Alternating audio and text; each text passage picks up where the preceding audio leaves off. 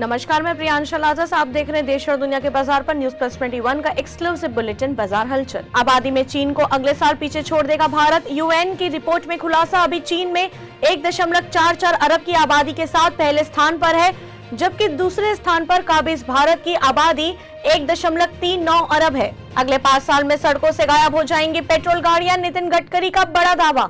गडकरी ने कहा कि ग्रीन ईंधन आने वाले समय में पेट्रोल की जरूरत समाप्त कर देंगे।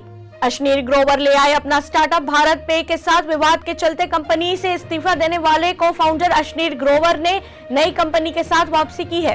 एक्टर रणवीर सिंह का नया घर, 19 कार पार्किंग स्लॉट समेत 7 करोड़ की स्टाम्प ड्यूटी। महंगे कोयले की कीमत अब चुकाएंगे दिल्ली वासी, भरना पड़ेगा पहले से ज्यादा बिल।